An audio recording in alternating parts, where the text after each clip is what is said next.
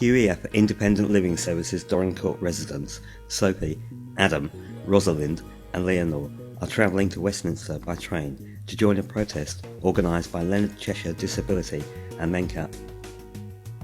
Many disabled people rely on the mobility benefit to pay for the trains, taxis, minibuses and cars, which help them live a more independent and active lifestyle. The loss of their mobility allowance could leave some prisoners in their own rooms. But first they must board the minibuses for the station. Getting into the minibus isn't easy. First there's the ramp, often a tricky thing to get onto, sometimes needing a little help.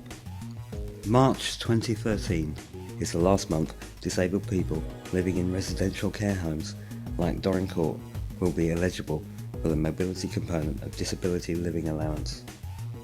Securing the wheelchairs can take some time and become boring while you wait for your friends to get on board. There's little room for wheelchairs at Leatherhead station, and after getting through the ticket office and through the barriers, we are onto the platform and now need to find a place so we can wait for the train, but we must stay behind the yellow line for safety.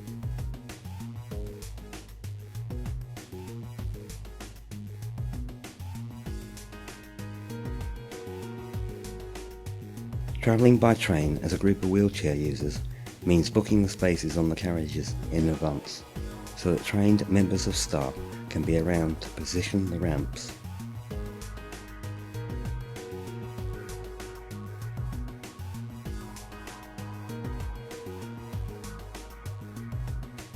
Once on board, positioning the wheelchairs requires some expert manoeuvring.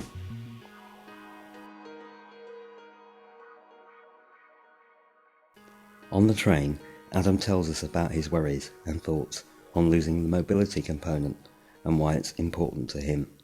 Yeah, we're all still right. It should not be changed at all. Because, okay, they got cuts on, but why can't they cut something else?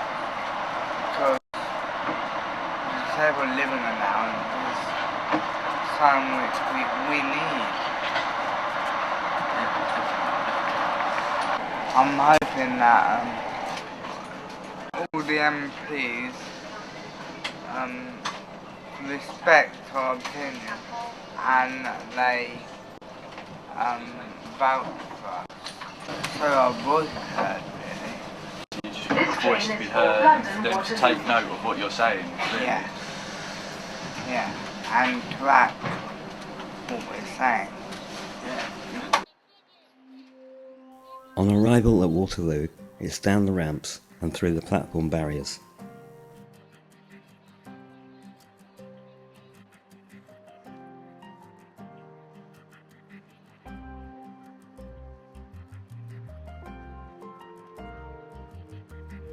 Navigating through the busy station isn't easy when you can't see above the crowds.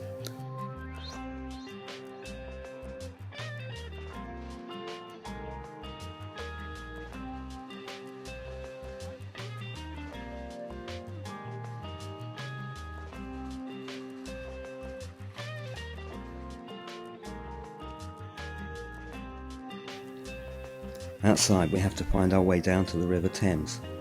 This involves crossing busy roads, hoping the crossings will give us enough time.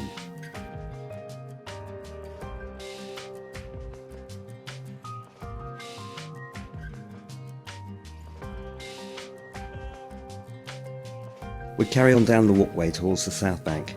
Near the Thames we find stairs, next to which is lift access to the South Bank, but there is only room for one at a time.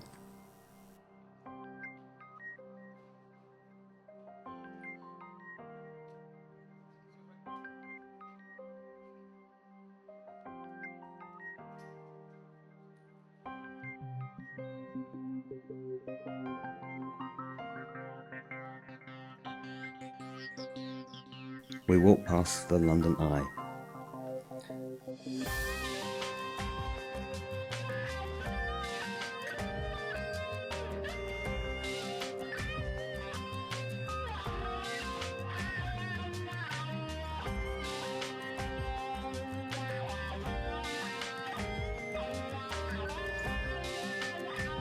Under Westminster Bridge we go.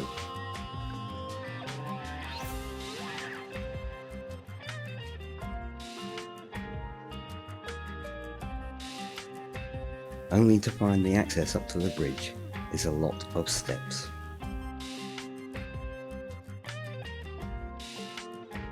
After walking back past the Eye, down a side road and around the back of the London Eye office, it's then across the road, over Westminster Bridge, passing Big Ben and around the corner into Parliament Square.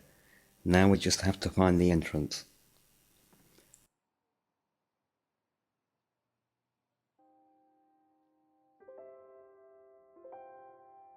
We walk past the policeman standing at the gates and down the ramp to the security checkpoint.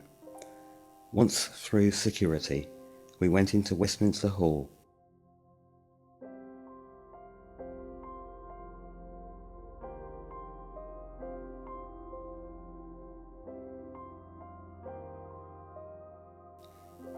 We were told by a Westminster attendant that Dame Annie Pegg MP and Fiona McTaggart MP would be the people receiving the petition.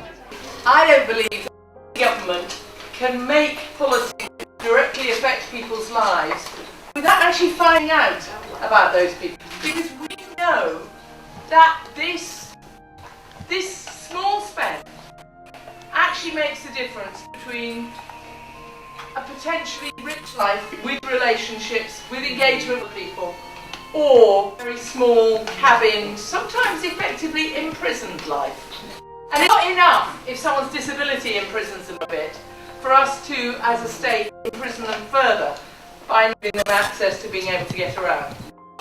We actually need everybody to have access to their members of parliament, access to a richer life than being trapped in a home, access to getting about and seeing their family. And I believe that that's a fundamental human right, and the right which for some people will be taken away by this cut. Yeah. So we support you.